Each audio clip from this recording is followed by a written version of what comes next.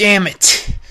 I thought I'd stop having these damn flashback dreams after confronting Pen Pen about him being... Wait a minute. Hey, Pen Pen! Pen Pen! You in there? Wake up, you slovenly git! I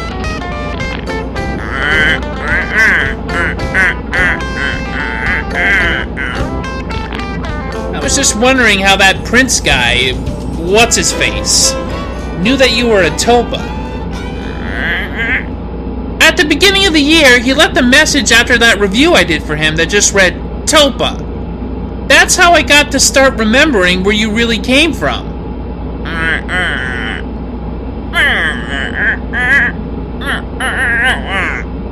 Well, the wise Pen Pen finally stumped by something.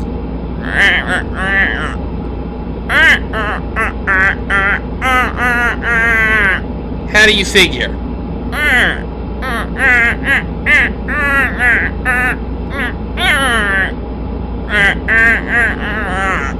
Hasn't changed anything? Dude, I had a fake memory and you kept reinforcing it, and...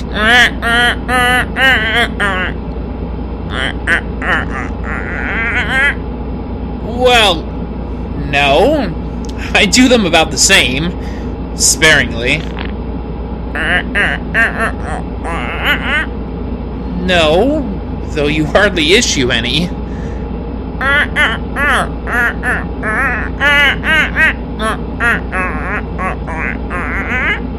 Again, no. But you didn't have to dig at my...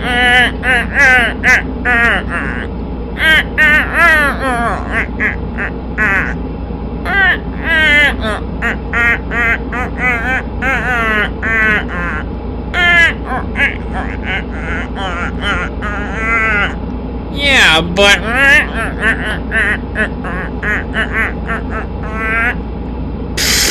I'll get to it.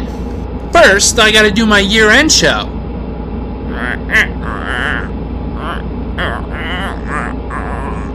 Okay. Storyline's getting way too overcomplicated anyway. It would be nice to give it a break for a while.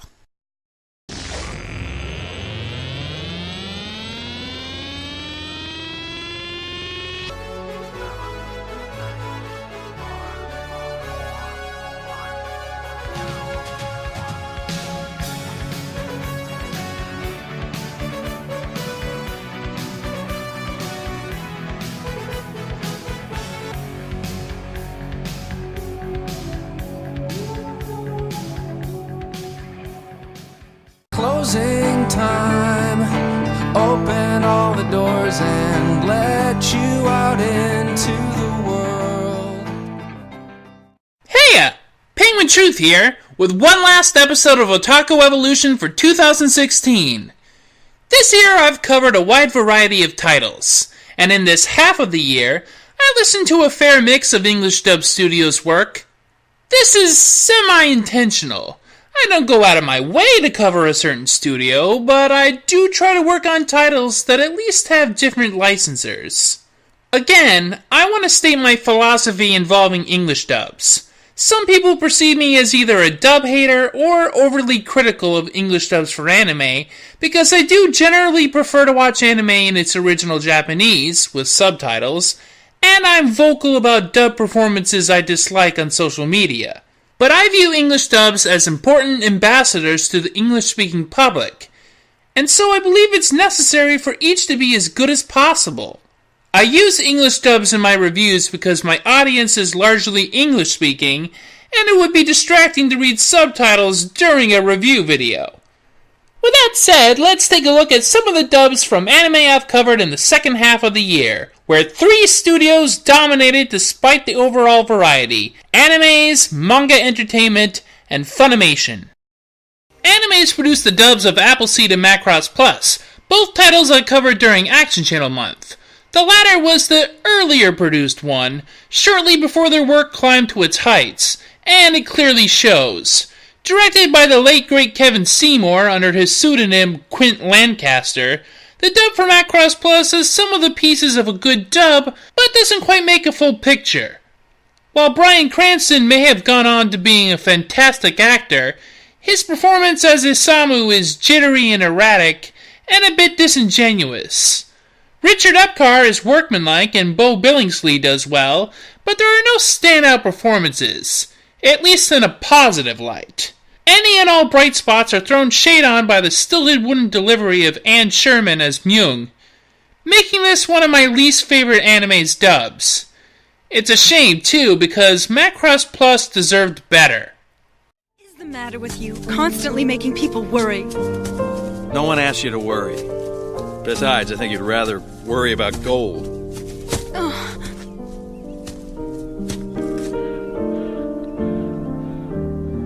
I heard you quit singing. That you're Sharon's producer. It's not like you at all. Appleseed was dubbed during what is probably the peak years of Animaze's work, and yet, it too is not one of their better dubs. Granted, it's a lot better than Macross Plus's, but it doesn't quite hit the heights of some of their others. Other than Jameson Price's strong presence as Briarios, it mostly relies on supporting cast performances like William Frederick Knight, Michael Forrest, Michael McConaughey, and Skip Stelricht, the old men of anime voice acting.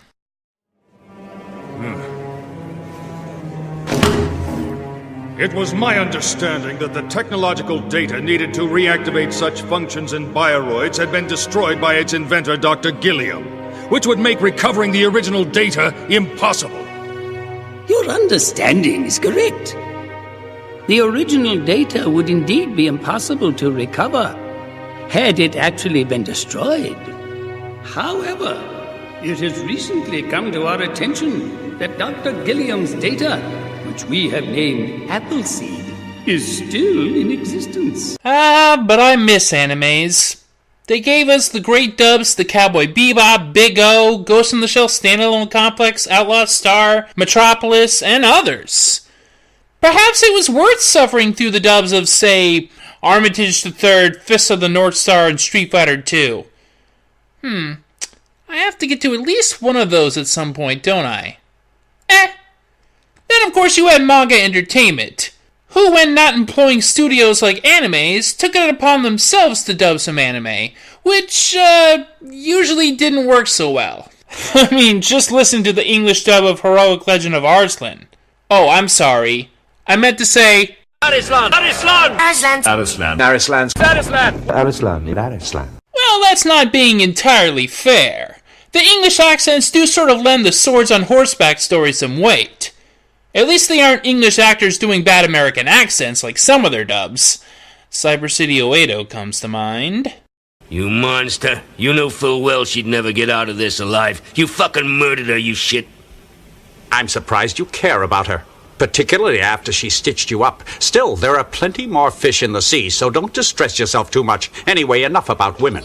But Cyber City Oedo's dub is kind of a laugh riot. And the Patlabor 2 dub, while awfully awkward sounding at times, does have kind of a charm. Well, the material is pretty dry to begin with. And I love that voice for Goto. Arakawa, there are some details that don't add up. Your whole case is mostly guesswork. Nearly all your evidence is circumstantial at best. I want some more to go on. Even your videotapes aren't particularly impressive, as they can be tampered with, as you demonstrated earlier. So I've got reservations, yeah. Captain Goto, your reputation's entirely justified. It seems like I'm giving Manga Entertainment a pass this time around. Is that the poison of nostalgia creeping into my critical mind? Well, let's move on to some other companies before I tackle another big one. For instance, the people who did the Goku Midnight Eye English dub are from Pretend Productions at Acclaim Studios, working for Urban Vision. What else did they do? Nothing! But they clearly used a lot of voice actors that would frequent Animaze dubs, such as Stephen Bloom, Wendy Lee, Kirk Thornton, and Rebecca Forstad. The direction doesn't seem particularly strong, but the acting is fine enough for a 2-episode schlock title. Isn't that perfect? You sick, twisted bastard. So you killed them both just to keep your stinking little project a secret. Who knows, maybe they're better off. At least now they're where you can't get at them anymore. Their hell is over, but yours is just about to begin, my friend. Speaking of studios that shared VAs with Animaze, you had the folks at Fooz, a studio that only had a few titles to its name, and dubbed the second Lupin the Third TV show for Pioneer/Genion. As I've stated before, I do enjoy the ensemble cast for that dub, but the scripts can take a few too many liberties at times. I hope when the Lupin gang actors return for the dub of Part 4, the script allows a better overall product. Might as well give a Ferrari to a ring-tailed ferret. That's heaven in a glass, I'm guessing. Come now. Surely you don't prefer that stuff to sake. It's called sake because it tastes like you wrung it out of your tube socks. And another thing, man, don't call me Shirley. Speaking of Lupin, one ADR studio that's dubbed Lupin material is Streamline Pictures, which dubbed Neo Tokyo, and again, some of the talent went on to doing Animaze work. The Running Man short, however, only really has two voices, Michael McConaughey's reporter narrating the story, which is the overwhelming voice, and Zach Hughes' voice, which just grunts. I'll look into doing another Streamline dub next year. There's not enough to be said about this one. Another one with not much to say about is the sort of just there English dub of the JoJo's Bizarre Adventure OVA. I'll go more into this when I cover the earlier OVA, but the voices just kind of fill their roles with the bare minimum effort, but they don't embarrass themselves either. It's just not what JoJo's deserves. At least New Generation Pictures cranked out some good dubs, Paranoia Agent being one of them. I'm especially referring to Michael McConaughey and Liam O'Brien as the detectives in charge of the Little Slugger case, who basically make this dub. Michelle Ruff gives a suitably off-kilter bewilderment as Tsukiko too, and I was kind of a fan of Johnny Young Bosch as that kid, Yuichi. I'm surrounded by fools and idiots! Wait! Stop it! This is your world! You have a place here! Stop! Stop your babbling, you stupid dog! My place disappeared from this world a long time ago! The reality is that there is no place for me anymore. But that's the reality I have to face! Central Park Media, dubbing out of New York, provided the English dub for Arcade Gamer Fubuki. CPM dubs are not exactly known for their quality, but due to the zany off-kilter nature of this title, the often stilted and over-the-top delivery of this dub works. It's a shame that otherwise talented voice actors like Veronica Taylor, Dan Green, and Lisa Ortiz are rarely cast in quality dubs. Please forgive me, Miss Alcott. I wanted to stand on the World Arena as champion so badly. I kind of traded places with the real contestant and pretended to be him. They traded places? How stupid. Then where's the real contestant?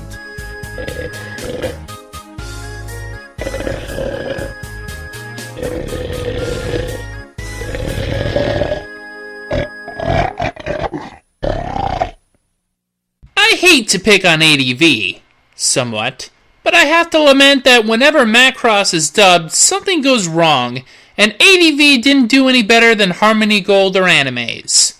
The original Macross was dubbed by ADV in a fit of pique in the early aughts, starring Vic Mignogna as Hikaru, Monica Rial as Misa, and Mari Aijima reprising her role as Minmay, but in English. And, well, just because you can speak a language, clearly that doesn't mean you can necessarily act in that language. No offense to Miss Aijima, because her Japanese Minmay is iconic, but her English Minmay basically makes this dub unlistenable. Not that Mignogna, or surprisingly Rial, are doing a lot to help. Neither is particularly bad in their role. Rial is never truly bad in anything. But I felt like, again, Macross deserved better. Then again, given how bland and forgettable protagonists Hikaru and Misa are in general, maybe their performances were accurate portrayals after all. It's difficult, if not impossible, to avoid running into a Funimation dubbed anime as a reviewer.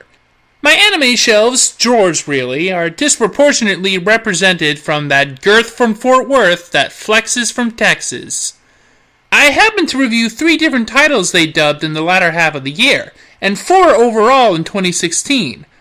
Let's start out with their best.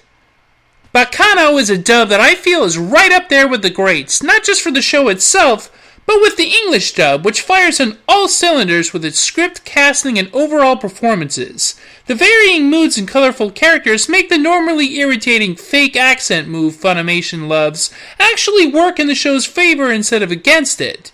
And the cast is a smorgasbord of talent, from Jerry Jewell, Colleen Clinkenbeard, J. Michael Tatum, Todd Haberkorn, and others. Of special note is Brian Massey's Lad Russo. Hey! That's a really nice dress, but ain't you a little cold up here?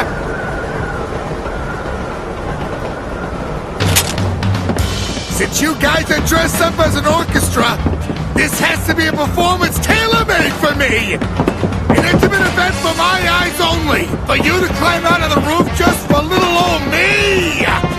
It must be true love! I'll take it. I accept this love from you, young lady. But you have to accept my love, too. I love you! Now you die! Not so impressive are the dubs for the Lupin the Third TV specials and movies Funimation licensed years ago. It's true that Funimation were far from at their best at the time, but Foos was absolutely embarrassing them when you compared quality. I don't mind Sonny Strait as a voice actor, he's kind of the king of the middle tier, but I've rarely been offended by his work. His Lupin is just... well, I can hear that he's having fun with the role, I'll give him that, but he just plays him as a simpering nebbish, without the danger or self-confidence Lupin is supposed to exude. Chris Sabat and Mike McFarlane sound like they're utterly disinterested as Jigen and Goemon, and Meredith McCoy's Fujiko sounds a little too butch for a sultry sexbot. She's clearly going for a throaty sexy vibe, but it isn't working, and I bet it's due to poor direction. When Funimation dubbed the woman called Fujiko Mine a few years ago, there were some slight improvements in Strait and Sabat's performances, but they're no Oliver and Epcar, and certainly nowhere in the ballpark of the quality of the Japanese voices. Finally, the dub of Detective Conan, Case Closed, as I've said before, has a difficult-to-gauge quality. I'll refer you to my remarks about the dub in 2015's mid-season dub review episode, as my opinions haven't really changed about it. I actually wouldn't mind if Funimation started dubbing the show again if it was more accurate, though I think that window closed a long time ago. A shame, it's a decent show. I think what I'm trying to say in general is that Funimation has improved greatly over time to where they may be the best current dub studio. Certainly one of them. And that about wraps it up for this half of the year and for the year in general. What'd I do, 23, 24 episodes this year? Wow. That's amazing considering I'm making pretty much nothing doing it. As always, my Patreon is at the ready. I don't have a concrete schedule for next year, but I'm looking to cover Tank Police, Gungrave, some Harlock, more Golgo 13, the last movie in the Gundam movie trilogy, and Michiko and Hachin. However, that'll have to wait a while as I'm taking off January. I'll be on social media, I have an Ask FM page, and I may return to text reviews from my blog. I'd like to thank the small audience I've managed to garner over time, and I hope to give you all more and better content in the future. So until then, see ya!